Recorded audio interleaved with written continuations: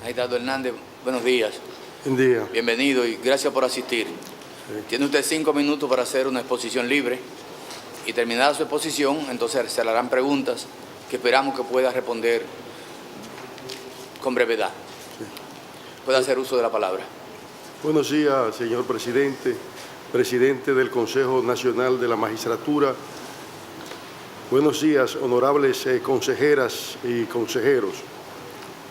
Aspiro a esta alta corte, es decir, a una de las vacantes en la Sala Civil de la Suprema Corte de Justicia, por un propósito personal, para dar más de mí mismo y a la vez como un voto de reconocimiento a mis 26 años ininterrumpidos al servicio de la sociedad desde diferentes estamentos jerárquicos en el Poder Judicial.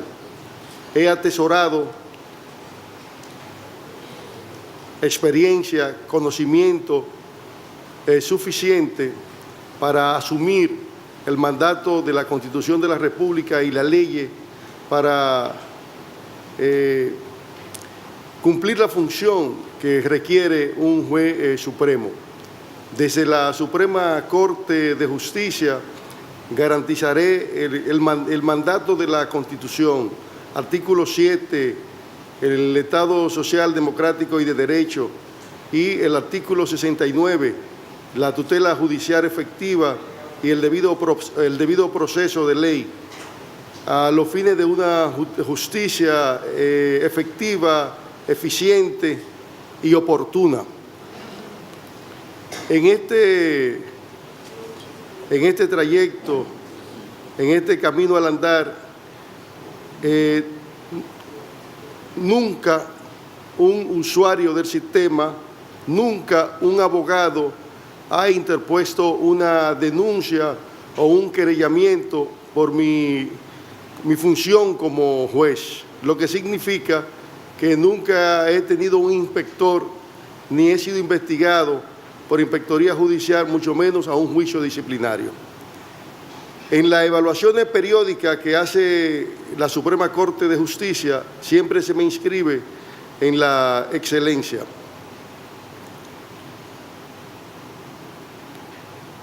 He sido juez suplente, ahí fue que me inicié, juez de paz, juez de primera instancia en la tercera Sala Civil y Comercial del Distrito Nacional, juez de corte, actualmente presidente de la segunda sala de la Cámara Penal de la provincia de Santo Domingo.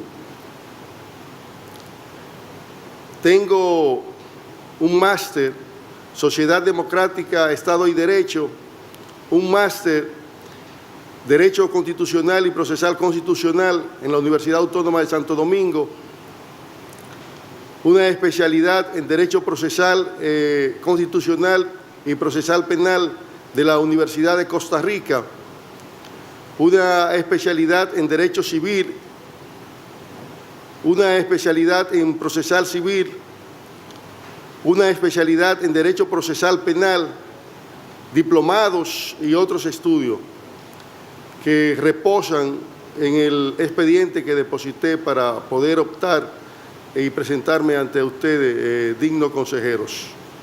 Estoy a su disposición. Preguntas. Lucía. Fran. Buenos días, reiterada, señor magistrado.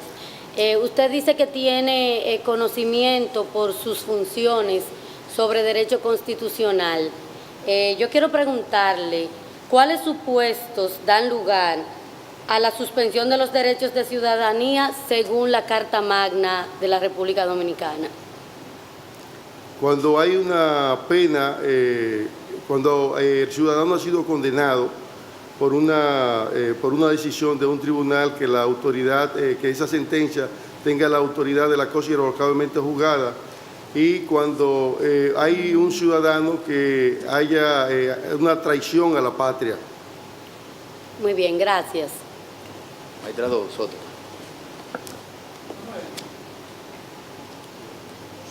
se querella, la fiscalía es un hecho cualquiera, esa querella se la archiva al fiscal. Micrófono. Perdón.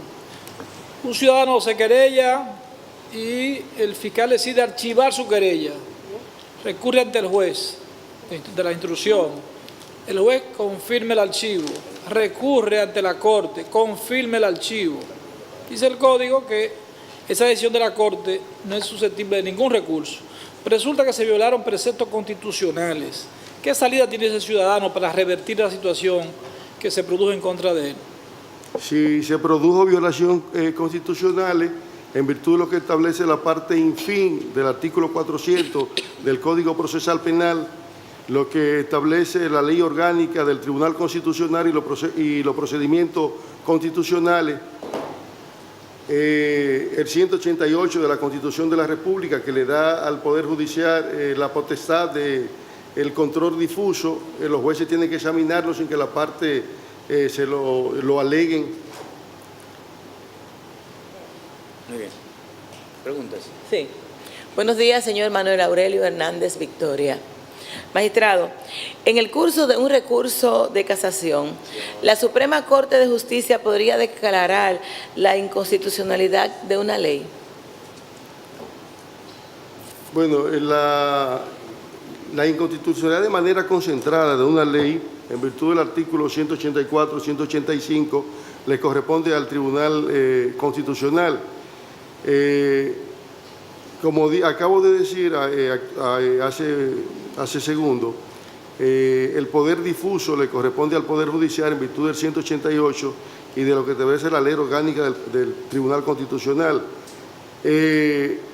Partiendo de lo que establece uno de los principios rectores de la justicia constitucional, establecida inserto en la ley orgánica del Tribunal Constitucional, las violaciones a la Constitución de la República nunca pueden invalidarse, o sea, nunca pueden subsanarse. Y si hay una violación a la Constitución, con el poder, con el control difuso que tiene la Suprema Corte de Justicia, puede examinarlo en cuestión, conociendo el asunto, apoderado, de manera oficiosa. Ahora bien, esa decisión de la Suprema Corte de Justicia no vincula a todos los poderes, sino vincula única y exclusivamente para el caso concreto en que se está conociendo. Muchas gracias. Sí, magistrado, buenos días. Buenos días. El nuevo Código Procesal Penal de la República Dominicana, nuevo, que tiene algunos años ya, en su artículo 229, cuando se refiere a las medidas, en especial al peligro de fuga, estipula o crea que en adición a tener como referente para ordenar una medida el arraigo que tenga la persona con el país, el peligro que pueda tener de escapar, contempla dos elementos que me gustaría conocer su posición en relación a ello. Y uno es la importancia del hecho cometido y, en segundo lugar, la pena imponible al imputado. ¿Está usted de acuerdo con que esos dos elementos sean unos que deben de pesar o deberían o están bien recogidos o han sido bien planteados en el nuevo Código Procesal Penal? Bueno, hay que hacer un análisis sistémico. Por la Convención Americana, no la Corte, porque nosotros estamos desvinculados de la Corte, en virtud de una decisión del Tribunal Constitucional, establece que por la gravedad del hecho no se puede ipso facto imponer una medida de coerción, y por la pena imponer hay que evaluar varias situaciones. Tenemos que irnos al artículo 222, que establece que tres situaciones fundamentales: que el imputado tenga capacidad de destruir la prueba relevante del proceso, que el imputado ponga en peligro al querellante o acusador privado si lo hay, que digo que si lo hay porque puede ser una acción pública, que el imputado ponga en peligro a la víctima. Entonces, eso es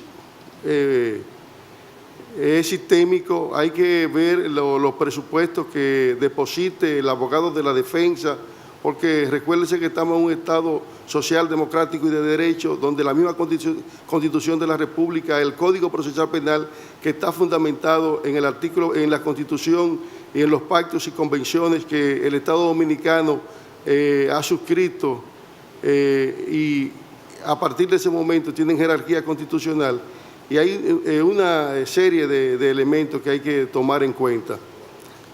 Isofacto así no, hay que verlo de manera sistémica, desde el 27 que establece si el imputado puede ser de manera razonable culpable del hecho que en el juicio de producción de prueba pueda ser culpable de ese hecho. Porque a veces hay un caso que en los medios de comunicación es grave, y cuando uno lee el plano fáctico del Ministerio Público, el caso no es tan grave, el caso era grave en los medios de comunicación. Y aparte de eso hay que ver lo fundamental en los presupuestos. El 229, con la modificación que se le hizo al 1015, sí, por ejemplo, en cuanto a los extranjeros, establece que aunque tengan residencia, si no tienen residencia, de manera automática se le aplica la prisión preventiva. Esa es la voluntad, el espíritu de la ley, una interpretación que yo estoy haciendo. Si tienen residencia, tienen que, de manera razonable, el juez debe observar si tiene los presupuestos suficientes, y ahí sí yo entiendo que se podría observar, o hay que observar, la gravedad del hecho y la pena a imponer. Y parece una desigualdad porque todos los ciudadanos son iguales ante la ley, pero hay esa observación que está en el 229.